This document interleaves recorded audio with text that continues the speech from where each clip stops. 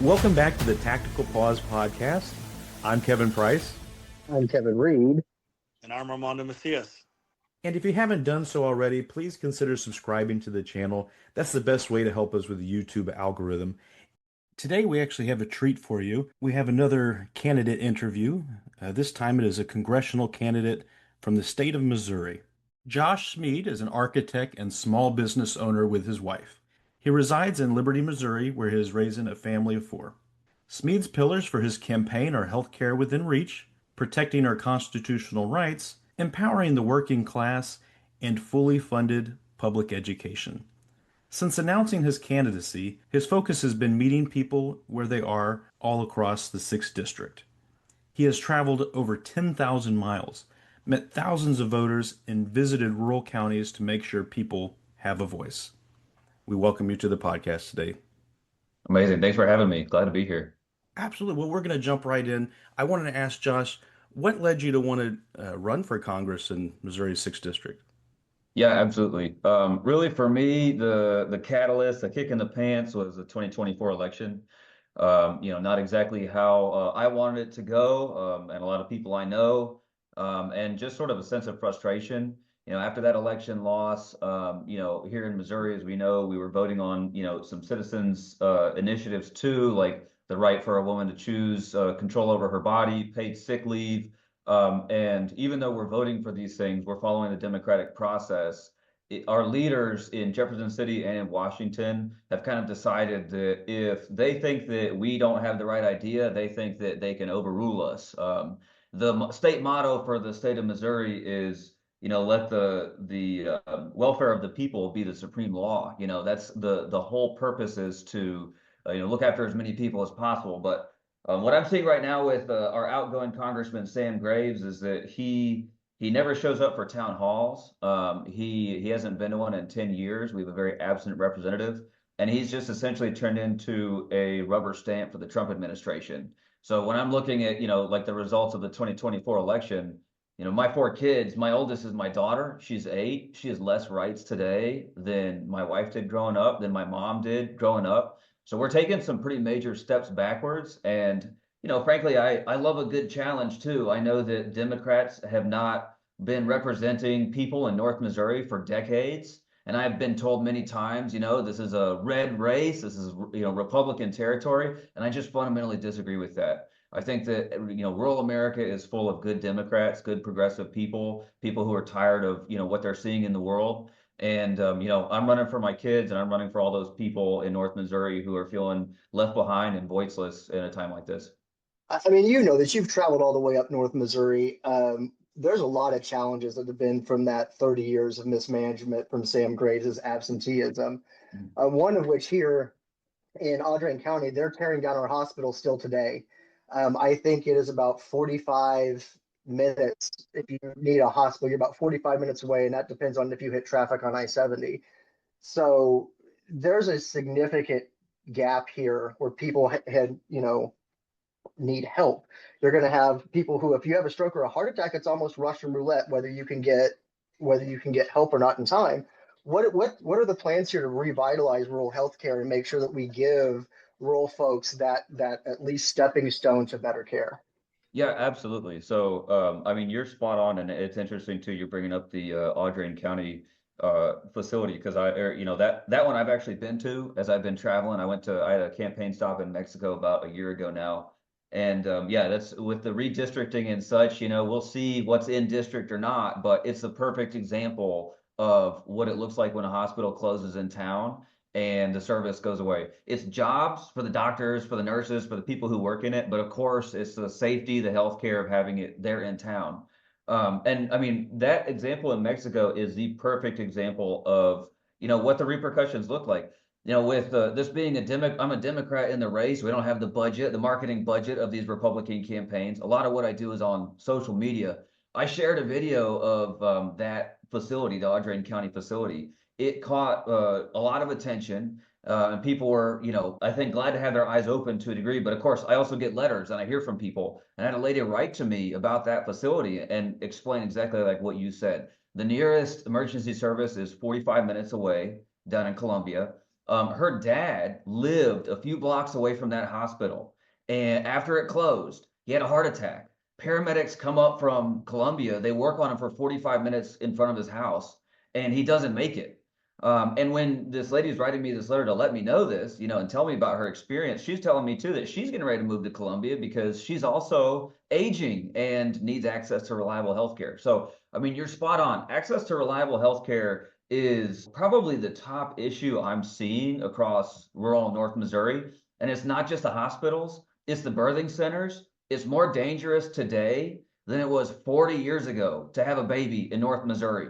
And that's exactly like what you're talking about. The fact that it can take an hour or more to drive to the maternity center. If people are going to the prenatal appointments, that's good. A lot of people do not, because it's not just the fact that, you need access to the facility, it's insurance, it's all those other barriers that come with it too. And then you have people who are showing up to deliver babies and, the hospitals don't even know they're coming. So, it's not just the hospitals, it's not just emergency services, it's specialty care, it's OBs, it's care for old folks who need, more health care as you're aging. Understandably, you want to age in place and live where you've lived for decades or your whole life. But if you have to drive an hour, when you're having a stroke, obviously that's going to cause some major complications. So, in my opinion, I think that the free market, the private insurance industry especially, has really failed people. And, we're seeing that with these hospital closures, doctors' offices closures.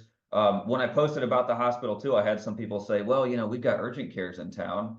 Okay, and that's great, but that's not going to help you if you're having a heart attack or if you've been in a car accident. So, I'd like to see really under an hour access for ambulatory care for everybody across, obviously I'm talking rural Missouri, but this is an America problem. I think there's a lot of really interesting solutions that could be explored. In North Carolina, they're looking at standalone emergency rooms where, you have all of that ambulatory care there without the beds. But then the idea is you can stabilize and give people care and then transport them. So it's about efficiency. There's issues with, having the networks of insurance companies. If you're at a hospital out in, a rural area, you get tests and such, you might need to be transported to down here in North Kansas City. So they might be in a different network and their softwares and communication don't work together. So now you're getting duplicate tests, less efficiencies. So there's just all of these barriers that are put up really purely, in my opinion, to drive profit for insurance, drive profit for healthcare. And meanwhile, all the rest of us down here, out here in these rural areas are just going without. And people just, literally white knuckling it with heart attacks in their living room, because what are you going to do, So I sort of see it as, I think that the government does need to step in and figure out ways of, opening hospitals. It doesn't have to be full hospitals, clinics. And to me, I'm an architect, so I see infrastructure in there as critical. And that's what we're talking about. I mean, there's vacant buildings, the blight we see across all of rural America. There's spaces that we could plug in clinics, plug in, things for mental health, things for, all sorts of aspects of healthcare, OBs, dealing with maternity care. There's so many things we could do thinking creatively. But of course, infrastructure typically goes towards the big players, and healthcare obviously has all the money that tries to keep it at its current status quo. But, healthcare for all, Medicare for all, universal being the ultimate goal is really what I think that we need to be targeting. And that's what I hear, quite frankly, a lot from people out in rural North Missouri. Yeah, Josh, how you doing? My name is Armando. First of all, I just want to say that I really admire what you're doing, especially coming from a father's perspective. Father myself, I always love to hear a dad talking about, hey, I got daughters to look after, right? I got a little girl, she's 9, she just turned 9. So that really hit home for me just to hear that. The other thing is, so far, I love the patriotic message, right? It's like you said, there's life, liberty, and the pursuit of happiness, right? Life, it's healthcare. We have a right to life. Liberty, it's, we have private prisons. We got to get rid of those, right? It's like the pursuit of happiness, education, right? We have the right to pursue our happiness. I love having those patriotic conversations about how everything is privatized. Everything is about money. And to piggyback off of that, you mentioned infrastructure, and I know that's a big part of your platform. We pay a lot of taxes. We have potholes. We have bridges falling down. And as an architect, I'm just really curious, what are your ideas or plans to start addressing those issues? Yeah, absolutely. Yeah, I love this question too, because you're right. I think about this kind of stuff all the time too. I spent a good chunk of my career in Kansas City. I work with my wife now. We have our own small business. But a big chunk of my career was in sports architecture. And there's about 80% of the globe's sports architecture that came out of Kansas City for a number of years. There's still a large majority. So I've worked on NBA projects, NFL projects, very large scale developments, and sort of seen, when you're working with the state, you're working with the federal government, if you're touching highways, and then obviously down at that state and local level with county taxes and all the like. So, there's a lot of different levels that all play into, infrastructure and fixing these things. But what I see as sort of one of the large issues with infrastructure in America is, case in point, perfect poster child of the problem, Sam Graves. He's the chair of the House Transportation and Infrastructure Committee. And what we're seeing from the Republicans in charge, like Sam, is they're constantly going back to the well of what they say is traditional infrastructure. And if you look at who's giving them money for their campaigns, you can see why they are emphasizing that. It's the railroads, it's the, obviously roads and bridges, these are critical. But when you're talking about oil and gas and the petrochemical industry, that is influencing so much of our infrastructure expense all across the nation. So, we do have issues where we have potholes. We have the highways going across North Missouri. They get torn up from the combines, the tractors, especially out on the rural roads. And there's just this general neglect in these smaller, harder to reach places, but all of the attention goes into like the I-70 improvements, to connect St. Louis and Kansas City. That's a great thing. That's a great piece of infrastructure. We need that. However, the sort of the smaller scale, things that impact our day-to-day lives much more. Your smaller country roads, your blight that you have on your towns, your hospitals that have deferred maintenance with hazardous materials, asbestos, lead pipes, and lead pipes, that's a big one everywhere. Those are the kind of things that, they don't get a lot of attention because it's not a big, shiny new bridge. But to me, as the architect, and someone who's worked in the built environment, I see those, they're the less sexy ones, and sort of a general approach I have to, all of this, as I've been, I'm a Democrat, a very proud Democrat. Economics versus the trickle down that we see with the Republicans. It's like, if we keep giving the money to the biggest car manufacturers, the rail, the roads, and, there's also lots of interesting connections between the Herzog Foundation that builds and the Herzog Foundation that is very much intertwined with Republican politics, paying for private religious schools. There's a whole lot there. But the point being is that there's this cycle you see of money going to the same players, doing the same big infrastructure projects, spending many, like billions and billions of dollars of our taxpayer money going into the pockets of people who are just paying for the politicians. So I'm hoping that my perspective as someone in the building industry, someone who's more rooted down here on planet Earth, can kind of help identify some of these large issues and, on a more local level and be able to have more targeted infrastructure approach. A good example would be Highway 36 as it passes through. There's towns that have had to basically come together and pay for their own bypass to get around their own town. They don't get money from the state. They're not getting money from the federal government. And that's a way of doing it. But to me, I also, when I hear that, we have the chair of the House Transportation and Infrastructure Committee. I just think that we're not getting that local level of understanding of the issues, the on the ground understanding. And he's just going back to the same old playbook of big infrastructure, big donors, sort of the status quo of what you would expect. And I think he's really missing the ball in terms of, the actual needs of what people are seeing on the ground. And I think a lot of that is just based too on just the neglect of, he just hasn't shown up and he hasn't seen the issues, here on the ground. So infrastructure, though, to me is, it's pretty broad. It's not just the roads, it's building projects, it's a sewer line. If you have a sewer line that can hold up an entire development, I've seen that happen. And so sometimes if the government can step in places like that to help make development happen, maybe help make the hospital viable, maybe help make, the clinic actually, be able to be built out in Shelbina or wherever it is.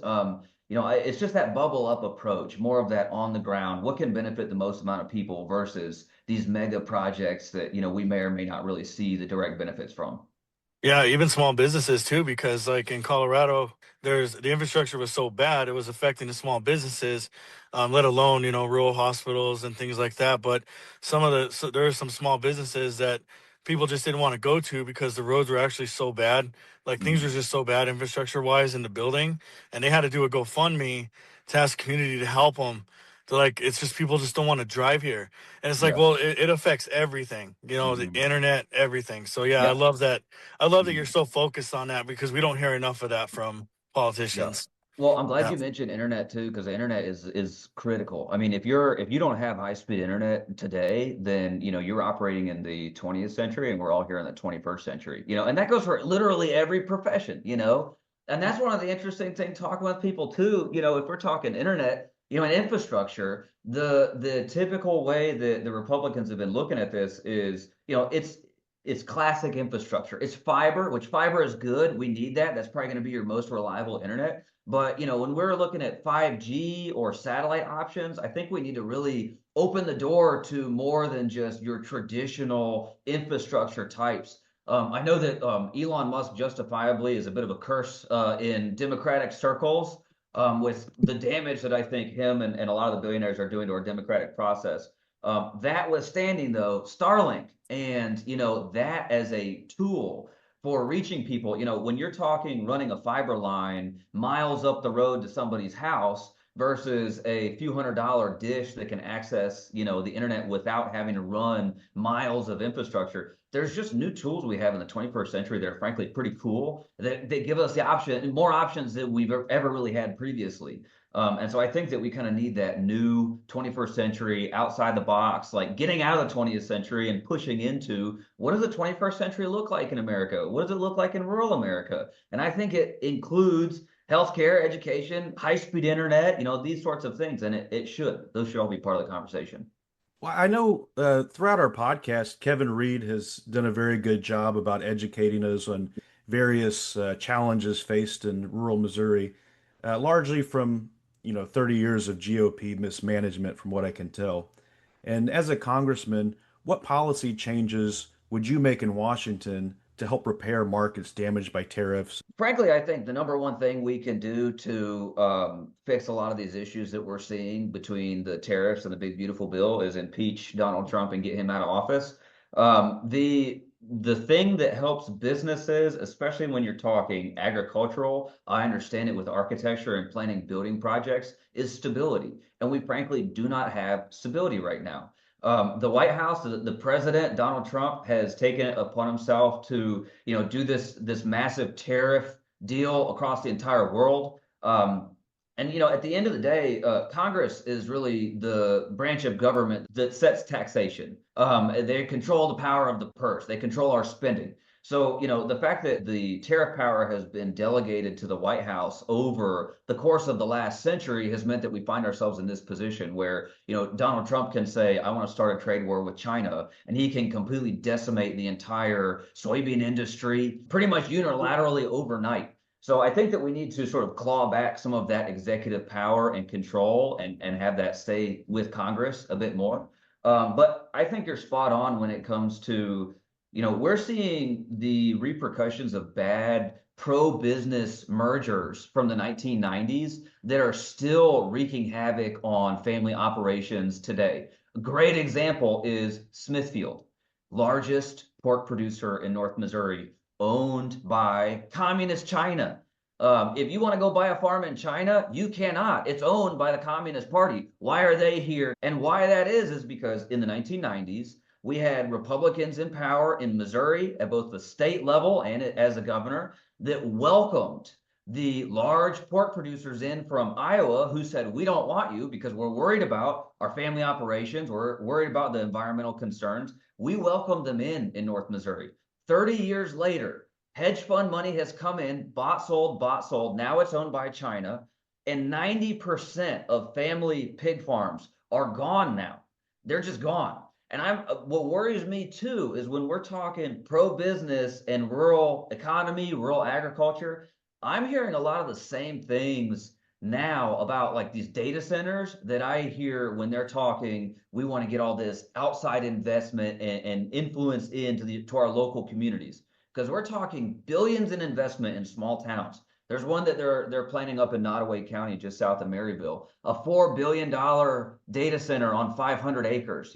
Sounds like a lot of fantastic investment in your local community. But what worries me is they're so worried about opening the door for these large businesses that they're not focused on who's already there and whether or not it actually does work for you. Is it going to drive up our cost of our electricity? Is it going to have a negative impact on groundwater? Things like that. So what worries me is that the current mentality of the Republicans in charge, and that goes to the White House, it goes to Sam Graves and all the guys who are looking to replace him. They care about big business. They do not care about small farmers and small operations. And I think that just the fact that 90% of family pig farms have closed in the last 30 years shows us the results of what that looks like.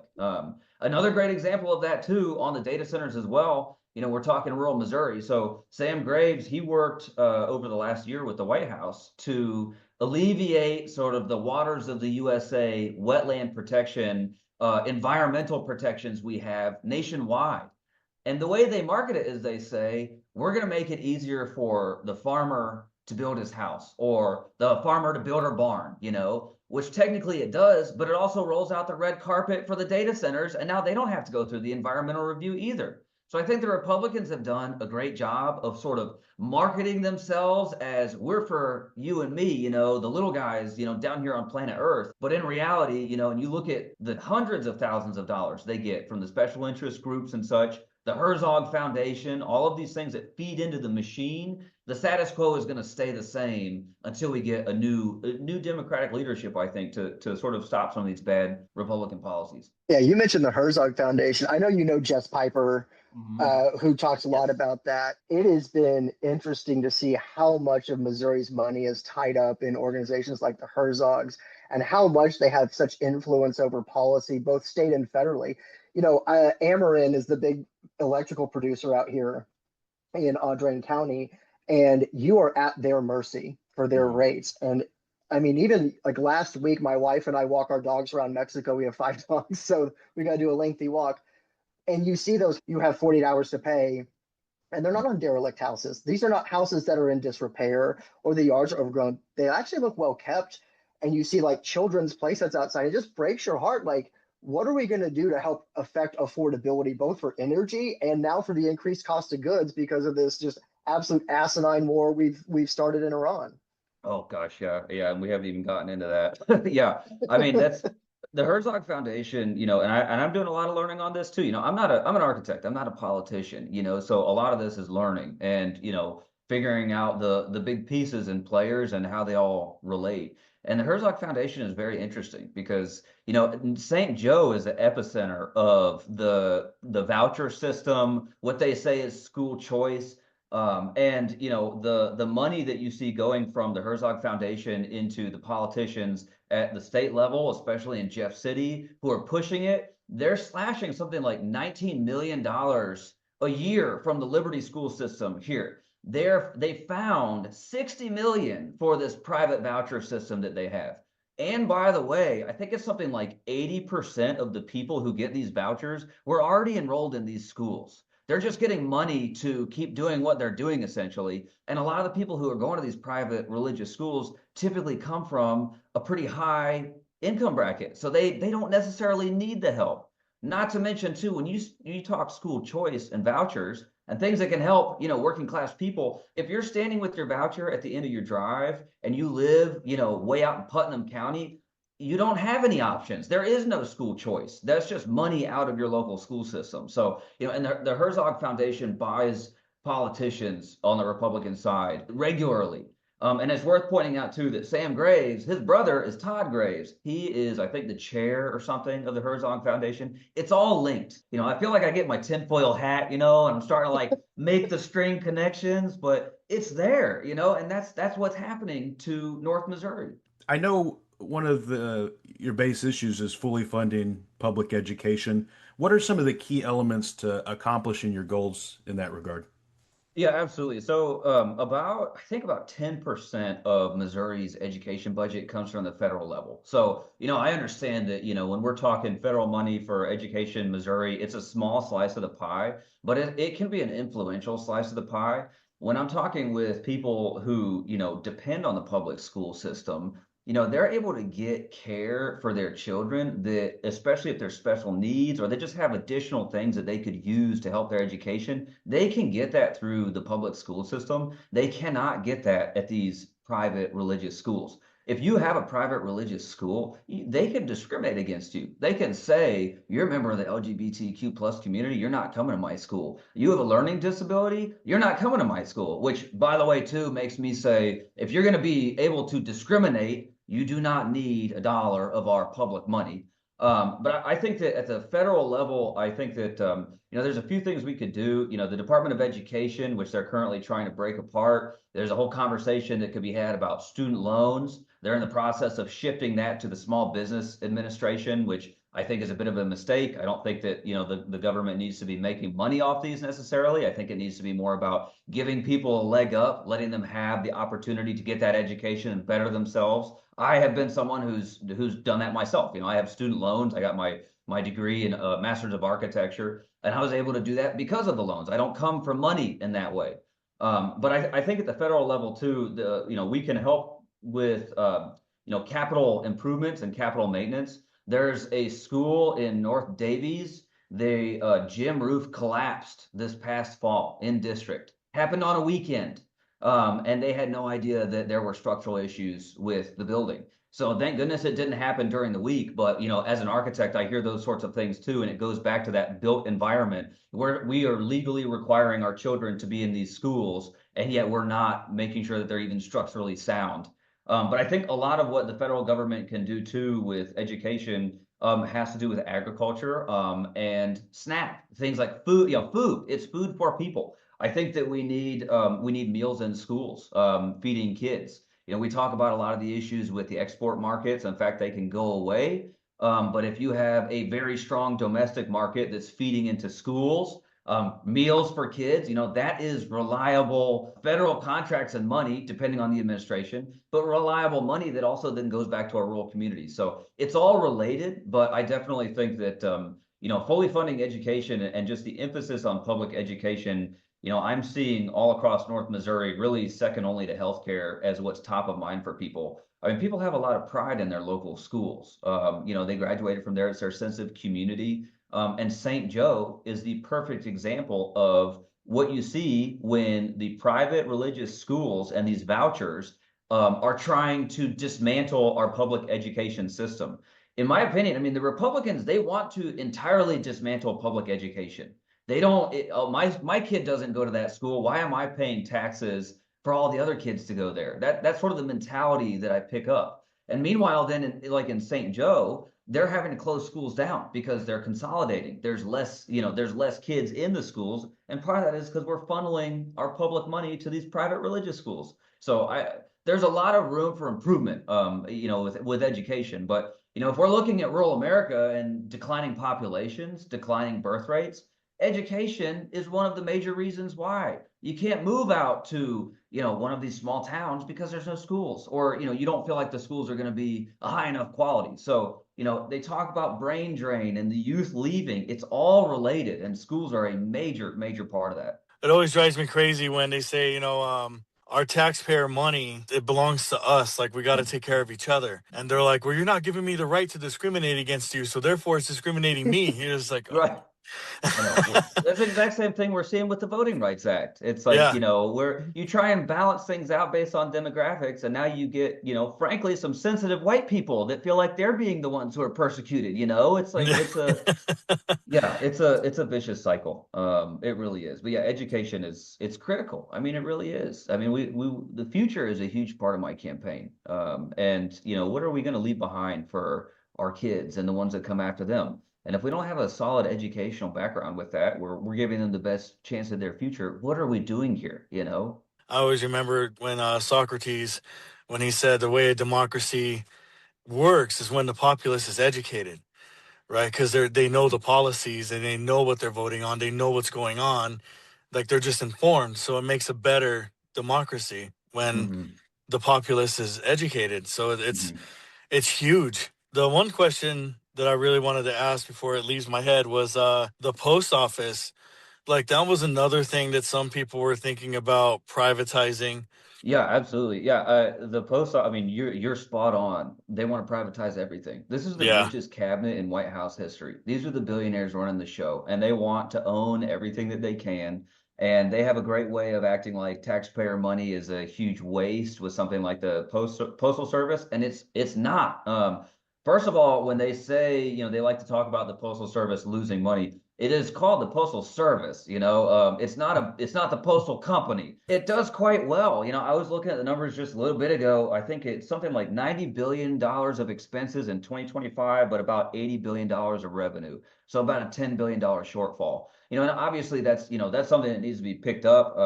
But for reference too, they cut the Corporation for Public Broadcasting because NPR was hurting their feelings too much. That was about $9 billion a year. So there is the money there for this to fix it if we want to. But you're spot on. I mean, the Postal Service, to me, it's like apple pie and white picket fences. It is Americana.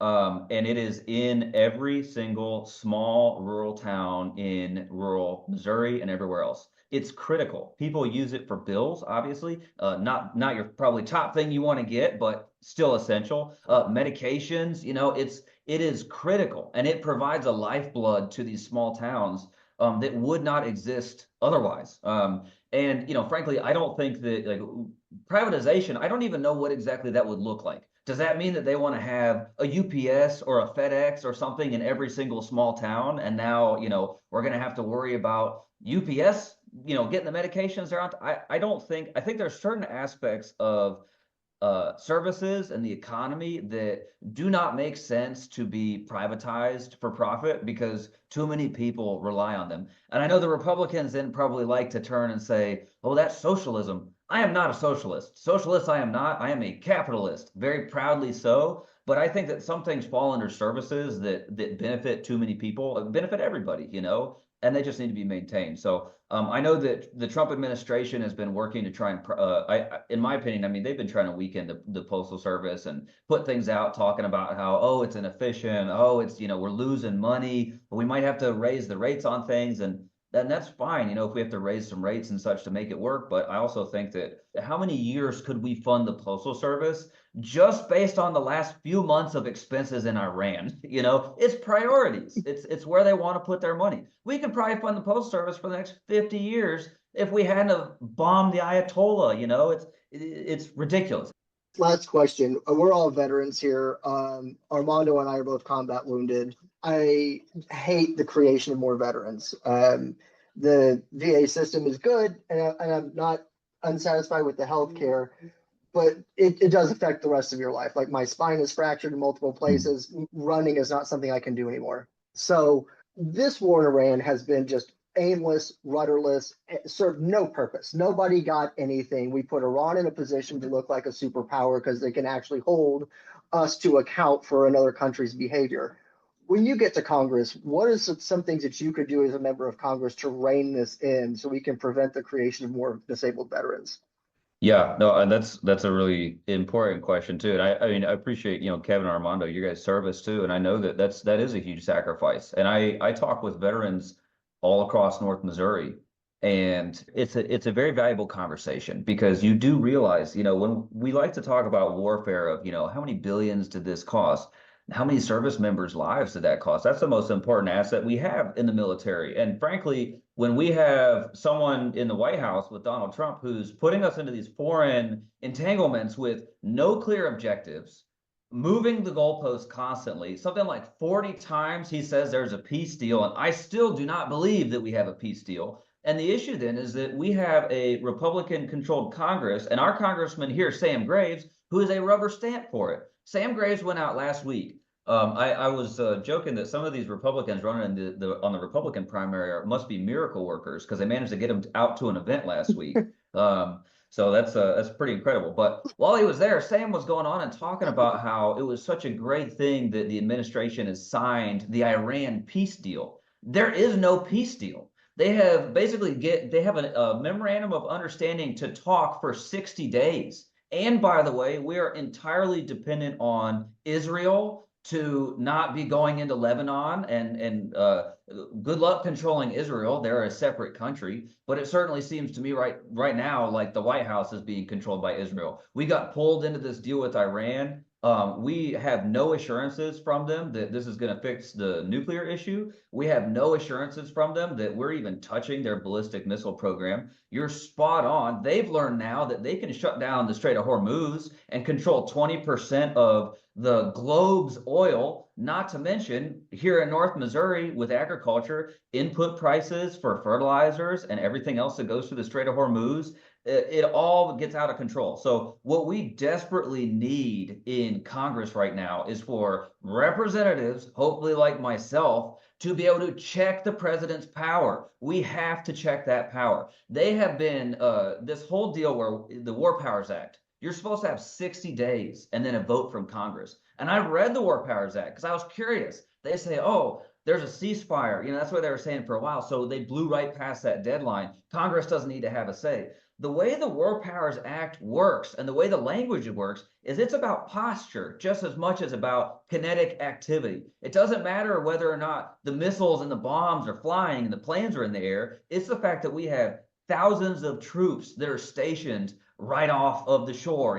It's the fact that we can go try and take that little Carg Island, where 90% of their oil goes through, because the Marines are right there. So it's about posture just as much as it's about actual activity. So it does a great disservice to the American people to have a congressman with Sam Graves and these guys coming after him looking to replace him to say, per the White House, per Donald Trump's mentality, he could have total war for 59 days and say, oh, ceasefire for a day, and then go back to total war for 59 more days and repeat that cycle forever. That is not how the War Powers Act works. That's not how our system of government works. We do not have an all-powerful dictator who can lead us to war. The point of the War Powers Act, due to the 70s and Vietnam and so much of what was going on in the world at the time, is to put that check on the president so we don't have idiotic, unnecessary wars.